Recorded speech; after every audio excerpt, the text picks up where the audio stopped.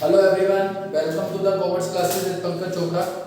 बेटा last class के अंदर हम लोग पढ़ चुके हैं माइक्रो एनवायरनमेंट, बिजनेस एनवायरनमेंट का हमारा चैप्टर चल रहा है।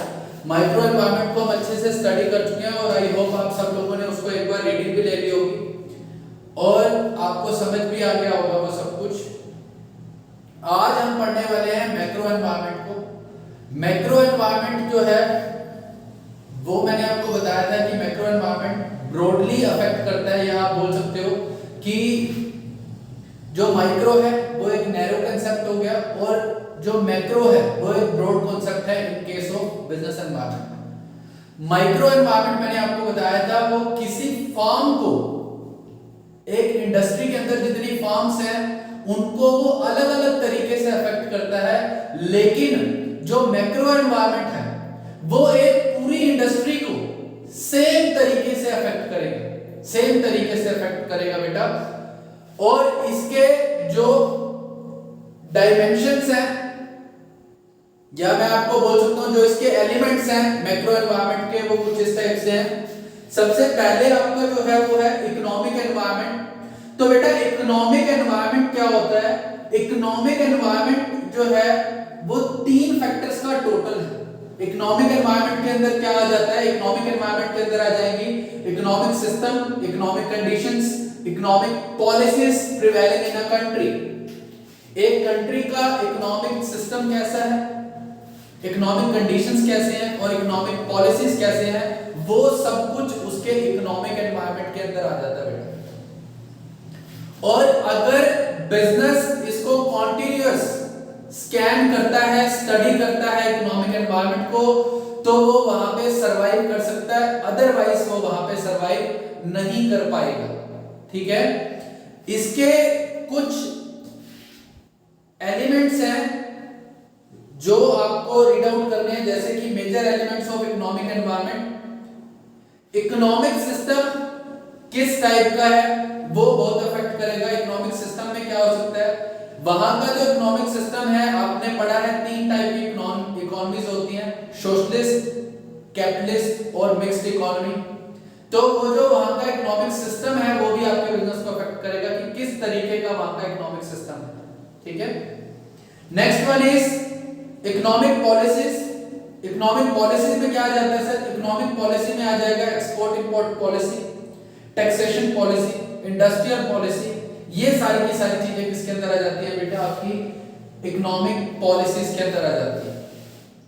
अब है इकोनॉमिक कंडीशंस कि वहां पे नेशनल इनकम कैसी है, वहां का जीडीपी क्या है, वहां पे जनरल प्राइस लेवल क्या है, रेट ऑफ इंटरेस्ट क्या है, ये सारा का सारा किसके अंदर आ जाता है बेटा? आपका इकोनॉमिक कंडीशंस के अंदर आ जाता है। तो इकोनॉमिक कंडीशंस भी आपके बिजनेस को बहुत ही ज्यादा अफेक्ट करती हैं कि आपका बिजनेस किस टाइप की कंडीशंस के अंदर आप रन कर रहे हैं। ठीक है, इसके इंपैक्ट क्या होते हैं? जैसे कि अगर मैं आपको बताऊं कि अगर बैंक रेट रिड्यूस हो जाए तो अल्टीमेटली क्या होगा, वहां पे डिमांड इंक्रीज हो जाती है। बैंक रेट इंक्रीज हुआ तो एक पॉजिटिव इफेक्ट आ जाएगा बिजनेस के ऊपर। क्यों? क्योंकि वहां पे डिमांड इंक्रीज हो जाएगी। और अगर इसका अपोजिट कर दें, इसका अपोजिट कर दें कि बैंक रेट जो है वो रिड्यूस हो गया, बैंक रेट क्या हो गया? रिड्यूस, तो क्या हो गया? वहां पे डिमांड बढ़ गई। अगर बैंक रेट इंक्रीज हो जाएगा तो डिमांड क्या हो जाएगी? डिक्रीज हो जाएगी। ये किसके अंदर है? इकोनॉमिक कंडीशन के अंदर आ गया। दूसरा एग्जांपल अगर आपको दूं मैं, अगर वहां के लोगों की इनकम इंक्रीज हो जाएगी, आपकी कंट्री के लोगों की, आपकी कंट्री के पीपल्स की इनकम इंक्रीज होगी, तो अल्टीमेट क्या होगा? वहां पे वहां डिमांड भी साथ साथ इंक्रीज हो जाएगी और आपके बिजनेस के ऊपर एक पॉजिटिव इफेक्ट आएगा। जैसे अभी आप देख रहे हो कि लोग कह रहे हैं कि कोरोना की वजह से बिजनेस ठप पड़े हुए हैं, तो उसका रीजन यही है कि लोगों के पास इनकम नहीं है। इनकम नहीं है तो वो जाके प्रोडक्ट की डिमांड नहीं कर पा रहे, डिमांड नहीं कर रहे, तो अल्टीमेट बिजनेस के ऊपर कैसा इफेक्ट आ रहा है? नेगेटिव इफेक्ट आ रहा है। कैसा इफेक्ट आ रहा है? नेगेटिव इफेक्ट आ रहा है। दूसरा, high inflation rate increase the cost of business. अगर वहां पे इन्फ्लेशन हो जाए, तेजी का दौर आ जाए, जब तेजी आती है तो वहां पे बिजनेस को चलाने की जो कॉस्ट है वो इंक्रीज हो जाती है। क्यों? क्योंकि वहां पे जितने भी फैक्टर्स ऑफ प्रोडक्शन है उनकी सबके प्राइस क्या हो जाते हैं, इंक्रीज हो जाते हैं। तो ये आपका है इकोनॉमिक एनवायरनमेंट। उसके बाद हम पढ़ते हैं दूसरे नंबर पे जो है वो हमारा है सोशल एनवायरनमेंट। तो बेटा सोशल एनवायरनमेंट जो है वो कॉम्बिनेशन है सोशल फोर्सेस का, कि किस टाइप के सोशल फोर्सेस वहां पे अप्लाई किए जा रहे हैं आपकी कंट्री के अंदर, जैसे कि वहां के ट्रेडिशंस, वहां की values, level of education, freedom, equality, fashion, ये सब कुछ सोशल एनवायरनमेंट के अंदर आ जाता है। तो वहां का सोशल एनवायरनमेंट किस टाइप का है ये भी आपके बिजनेस को बहुत अफेक्ट करेगा। अगर आपने सोशल एनवायरनमेंट को अच्छे से स्टडी किया तो वही बात है कि आपका बिजनेस क्या होगा, ग्रो होगा। और अगर आपने अच्छे से उसको स्टडी नहीं किया तो आपका बिजनेस क्या होगा, रिड्यूस होगा। कुछ मैं एग्जांपल देता हूं, जैसे कि मैंने यहाँ पे लिखा हुआ है ट्रेडिशंस।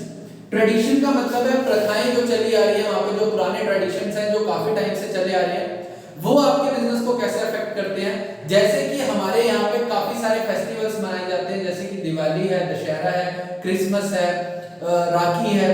तो ये ट्रेडिशंस है, ये प्रथाएं चली आई हैं।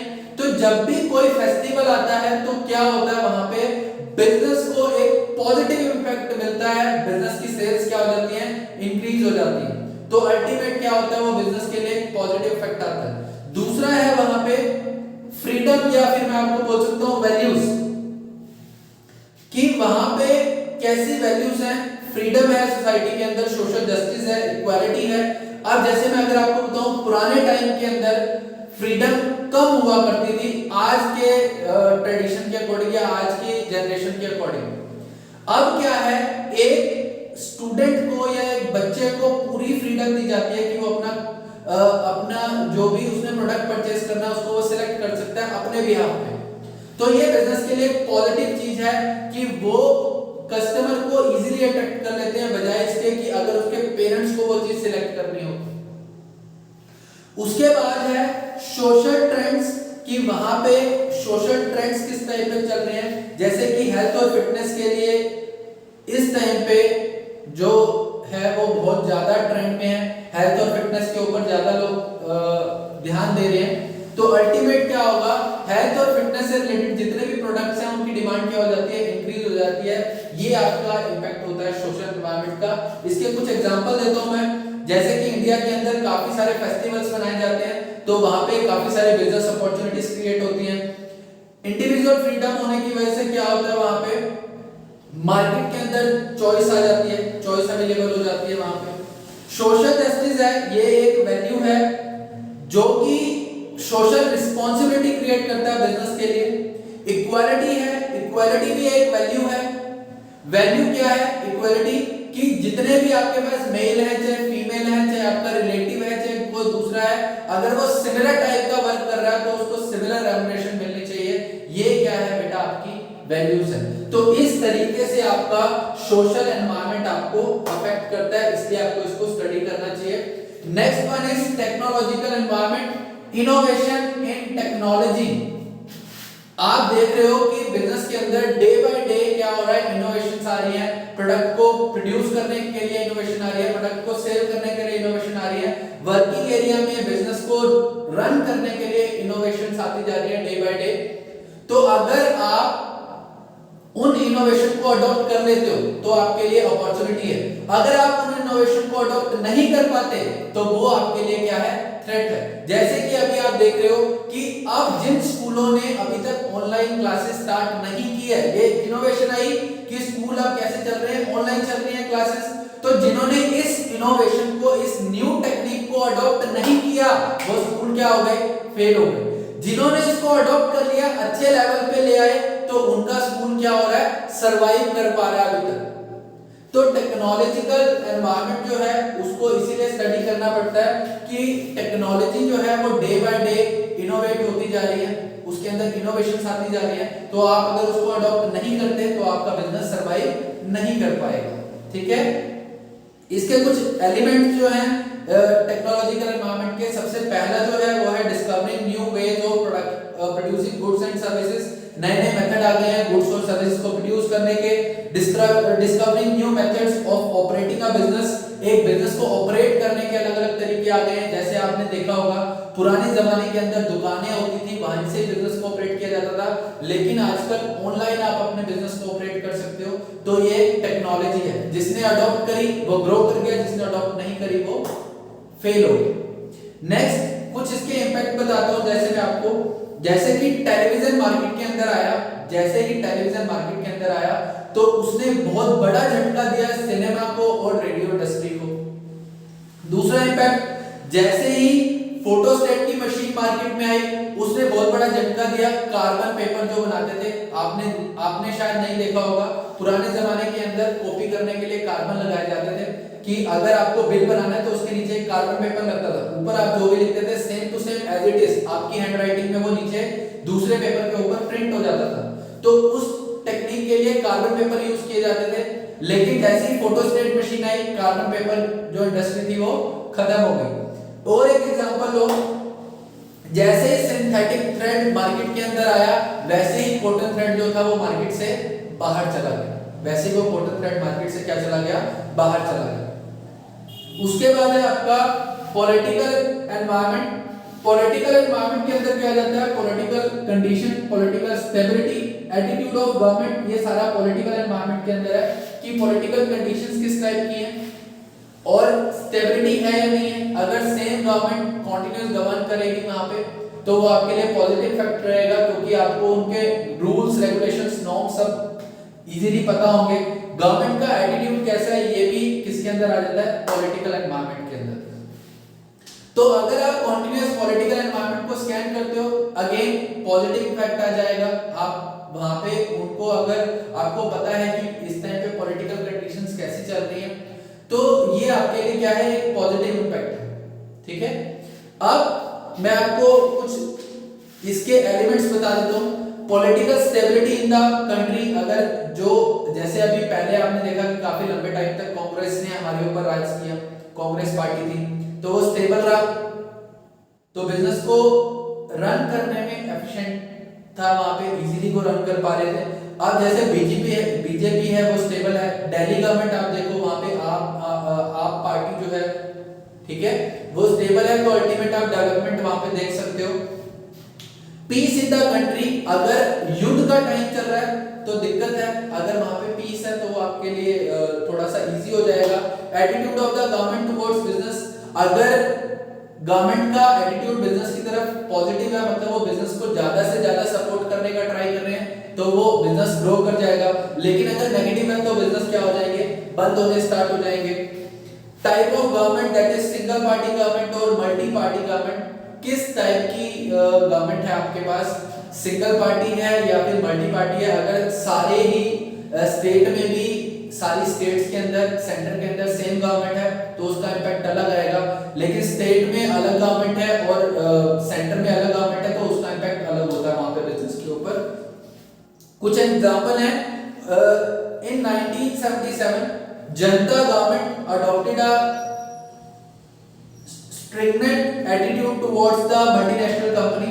जनता गवर्नमेंट पार्टी जो थी उन्होंने बोला कि मल्टीनेशनल कंपनी को नहीं आना चाहिए, तो उन्होंने क्या किया, बैन कर दिया कि मल्टीनेशनल कंपनीज अब यहाँ पे एंटर नहीं कर पाएंगे। लेकिन उससे क्या हुआ कि जो मल्टीनेशनल कंपनीज थी उनको यहाँ से जाना पड़ा इंडिया से। दूसरी गवर्नमेंट आई, वो कहते हैं कि मल्टीनेशनल कंपनीज आ सकती हैं, ऐसी स्कीम ले आए वो कि उन्होंने बोला कि एफडीआई को ज्यादा से ज्यादा लेके आओ यहाँ पे, ताकि बाहर की जो कंट्रीज है वो यहाँ पे आके इन्वेस्ट करें और यहाँ पे हमारी कंट्री जो है वो बूस्ट कर पाए। तो ये डिपेंड करता है गवर्नमेंट के ऊपर कि उसका एटीट्यूड कैसा है। जैसे कि हैदराबाद का आपने नाम सुना होगा, सबसे ज्यादा आईटी कंपनीज जो है, टेक्नोलॉजी से रिलेटेड जो कंपनीज है वो हैदराबाद में है।